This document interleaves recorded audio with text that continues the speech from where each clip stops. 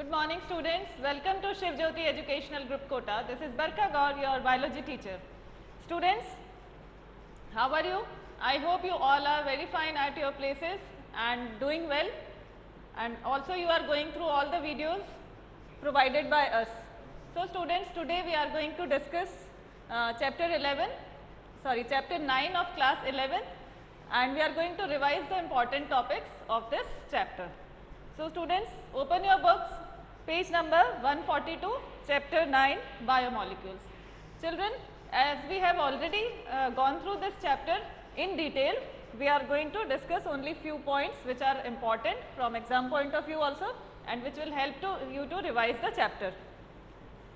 So first of all, we will start with that what is biomolecule. The chapter's name describes the itself कि biomolecule क्या होते हैं, the molecules which are present in the living organisms which help to perform all the life processes, and these molecules make the body of the organism. So like as we take food, and the food contain different nutrients like carbohydrate, fats, lipids, proteins, तो यही चीज़ें जो है हमारी body को build भी करती हैं और इन्हीं मॉलिक्यूल से हमारी बॉडी बनी हुई है. So according to their size, we can divide biomolecules into two, like micromolecules and macromolecules. Micromolecules have the small size, that is like water, gases, sugars, amino acids and nucleotides. But macromolecules have larger size molecules, and they include carbohydrates, lipids, proteins and nucleic acids. तो biomolecules की जब हम बात करते हैं तो as we say, जैसे carbohydrate है, carbohydrate is made up, carbohydrate is a complex molecule, and when it breaks down it changes into glucose, या it is converted into glucose which is a simpler molecule. तो carbohydrate क्या हो गया, एक large molecule हो गया, या हम कह सकते हैं complex molecule, and it is formed by the smaller molecule that is glucose. तो ग्लूकोज तो मोनोमर हो गया, and carbohydrate is an example of polymer. तो all the complex molecules can be called as polymers which are made from monomers. तो monomers की chain जो होती है पूरी वो polymer बनाती है. तो जैसे protein, carbohydrates, lipids, fats and nucleic acids, ये सब क्या है, पॉलीमर्स हैं जो कि अलग अलग मोनोमर्स से बने हुए हैं. तो मोनोमर्स लिंक होते हैं आपस में with the help of bonds, and they make polymers. तो these are few examples of polymers like proteins, polysaccharides and nucleic acids. तो प्रोटीन्स क्या है, पॉलीमर है which are made from the amino acids. तो एमिनो एसिड्स इसके monomer हैं. तो amino acids एक दूसरे से लिंक होकर प्रोटीन बनाते हैं, and when different amino acids join with each other, तो there is a bond formation which is known as peptide bond. तो एमिनो एसिड्स के आपकी बुक में कुछ एग्जाम्पल्स भी गिवन है, पेज नंबर 145 पे आप देख सकते हो. पूरा पेज जो है, some figures are given in your book, figure 9.1 which is showing different structures of biomolecules. For example, first figure is showing sugar, that is carbohydrate, और उन्हीं को हम polysaccharides कहते हैं. Similarly, amino acids are also given. For example, glycine, alanine and serine. These are the examples of amino acids. तो अगर आप structure देखो amino acid का, जैसे glycine है तो it has C, एक तरफ हाइड्रोजन है, एक तरफ NH2 है और एक तरफ कार्बोक्सिलिक एसिड है. तो when to amino acid join with each other, या जब इनमें लिंकिंग होती है, तो one molecule of water is eliminated, and the bond which is form between the two amino acid is the peptide bond. तो आपको ये याद रखना है, the bond form between amino acid is the peptide bond. Similarly polysaccharides, आप bond formation देख सकते हो पेज नंबर 151 पे. डिफरेंट बॉन्ड्स किस तरह से कैसे बन रहे हैं, all this is given on page number 151. तो जैसे glycosidic bond is formed between the monosaccharides. Polysaccharide क्या है, पॉलीमर है which is formed by monosaccharides. तो monosaccharides जब आपस में कनेक्ट होते हैं, लिंक होते हैं, बॉन्ड फॉर्मेशन होता है, तो glycosidic bond बनेगा, and here also dehydration takes place, that is elimination of water molecule takes place. Similarly, nucleic acids, जैसे हम DNA एंड RNA पढ़ते हैं, तो ये न्यूक्लिक एसिड्स के एग्जाम्पल हैं. In a nucleic acid phosphate molecule is connected by the third carbon of one sugar, and दूसरी side में दूसरा फॉस्फेट मॉलिक्यूल जुड़ेगा फिफ्थ कार्बन से. शुगर के 5th कार्बन से कनेक्ट होगा। तो यहाँ पे एक शुगर के दोनों तरफ फॉस्फेट जुड़े हुए हैं, तो यहाँ पे फॉस्फो डाई ईस्टर बॉन्ड बनता है, ठीक है। तो these are the bond formation for proteins, polysaccharides and the nucleic acids. Next we see structures of some macromolecules, जैसे पॉलीसैकेराइड्स की बात की हमने, तो polysaccharides are formed from monosaccharides, तो इसमें cellulose and glycogen, these are the example of polysaccharides. Cellulose is a homopolymer that is made by same kind of molecules, जैसे glucose के से कनेक्ट होकर ये सेल्यूलोज बनता है, ऐसे ग्लाइकोजन है but it is a heteropolymer which is made from different kinds of sugars. Proteins के स्ट्रक्चर की बात करते हैं हम। Protein as you know it is formed by the bonding of amino acids. Page number आप 149 and 150 पे देख सकते हैं। Now on the basis of their structure, the structure of protein may be primary, secondary, tertiary और quaternary. Primary structure हम कब कहेंगे? जब simply amino acids are joined in a linear form, linear form में जॉइन हो रहे हैं सारे एमिनो एसिड्स, तो वो प्राइमरी स्ट्रक्चर कहलाएगा। एक लाइन के फॉर्म में हम उसको समझ सकते हैं। पेज 150 पे आपको ये टॉपिक मिल जाएगा and some diagrams are also given on page number 150. You can refer to these diagram also, figure 9.4 and 9.3. तो here primary structure is explained. तो इसमें एक साइड जो end है वो कहलाता है C terminal end and the other end is called N terminal end. तो in this way amino acids are joined to each other. Now if the structure of protein में क्या हो रहा है, अगर folding आ गई है, linear folded form में आ गया है, तो that will be called as secondary structure. तो वो उस तरह का structure secondary structure of protein कहते हैं। टर्शरी में क्या होगा, फोल्डिंग के अंदर ही एक और फोल्डिंग अगर बन जाती है, वो और एक बार रिवॉल्व हो जाता है, तो that will be like tertiary structure. And if more than 2 polypeptides are present in a chain या in a protein, then it will be called as quaternary protein या quaternary structure of protein. You can find this topic on page number 150। The next thing is nucleic acid. Nucleic acids जो हमारी body के cells का बहुत important part है, nucleus में present होते हैं nucleic acids like DNA and RNA. तो if we consider any one type of nucleic acid, जैसे सपोज हम डीएनए की बात करते हैं, तो इट इज़ अ न्यूक्लियोटाइड। तो न्यूक्लियोटाइड की चेन्स से मिलकर क्या बनता है, nucleic acid. Now what is a nucleotide? Nucleotide can be nucleotide have 3 components, heterocyclic compound that is nitrogenous base, then a sugar is present, the sugar may be ribose or deoxyribose. Deoxyribose DNA के case में and ribose sugar is present if it is RNA. तो ये क्या है, polysaccharide sugar है। And third component is phosphate या phosphoric acid. तो you can understand the structure in this way कि nucleic acid is made up of these 3 components. Then nitrogenous bases are again of 2 types, purines and pyrimidines. Purines ये दोनों क्या है, bases है। Purines are adenine and guanine, ये इसके examples हैं। And pyrimidines are of 3 kinds, cytosine, thymine and uracil. If it is DNA तो cytosine and thymine का कॉम्बिनेशन होगा, इफ इट इज आरएनए तो cytosine and uracil bases are present. तो in the structure of nucleic acids these molecules are present. So nucleic acid is also a kind of biomolecule. Now we come on page number 154, 153 पर देख लीजिए पहले। तो metabolism, what is metabolism? All the chemical reactions which are taking place in our body constitute the metabolism of our body. जो भी हमारी body में सारे वर्क हो रहे हैं, सारे प्रोसेसेस हो रहे हैं, something is being formed, something is being broken down, all this constitute metabolism. Then metabolism can be of 2 kinds. अगर synthesis हो रहा है molecules का, तो that will be called as anabolic reactions, and if something is broken down then it will be called as catabolic reaction. तो catabolic का example हो सकता है डाइजेशन या रेस्पिरेशन, जिसमें ब्रेक डाउन होता है मॉलिक्यूल्स का। एंड जैसे फोटोसिंथेसिस है तो that is the anabolic reaction. Now the whole body हमारी इस तरह से ही वर्क करती है। एंड कभी भी हमारी बॉडी या किसी भी ऑर्गेनिज्म की बॉडी है वो नॉन इक्विलिब्रियम स्टेट में ही होनी चाहिए। There should not be equilibrium, that means the processes should go on concentration gradient पे, कभी कोई चीज़ फॉर्मेशन होगी, कभी ब्रेक डाउन होगी। तो this is what called non equilibrium steady state of a body.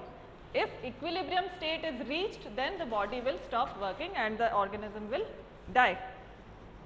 Next thing is enzymes.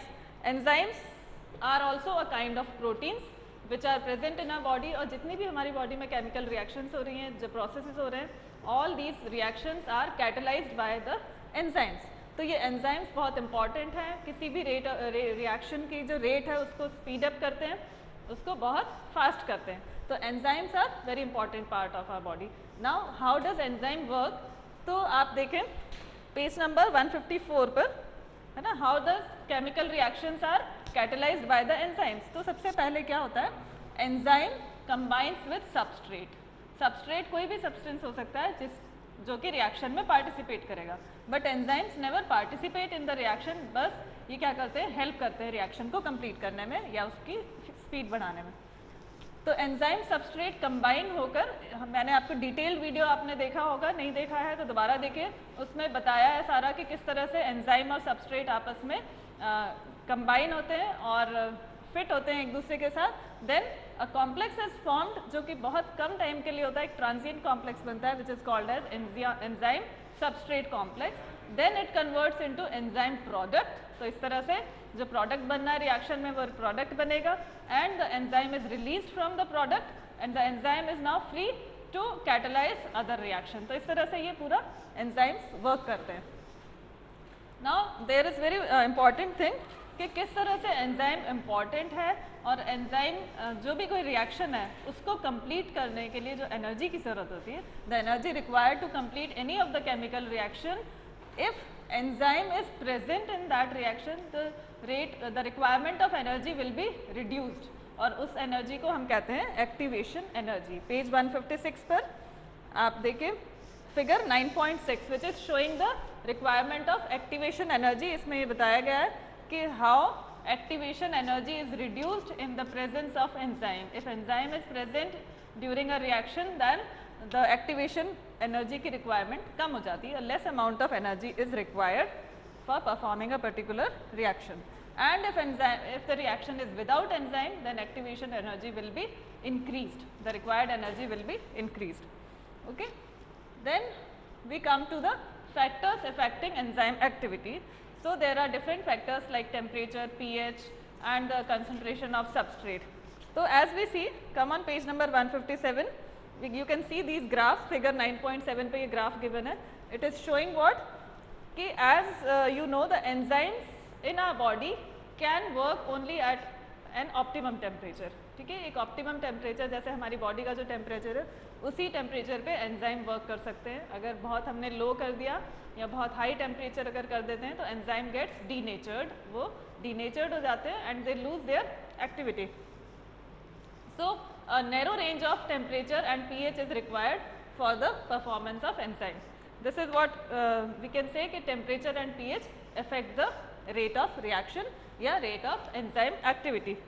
If we start with the very low temperature and we increase the temperature and pH gradually, तो क्या होगा, धीरे धीरे enzyme की activity increase होगी, but जैसे ही वो optimum level पर पहुंचेगा उसके बाद भी अगर आप इंक्रीज करते हो पीएच और temperature, the enzyme activity will reduce. तो ग्राफ नीचे की तरफ जाएगा.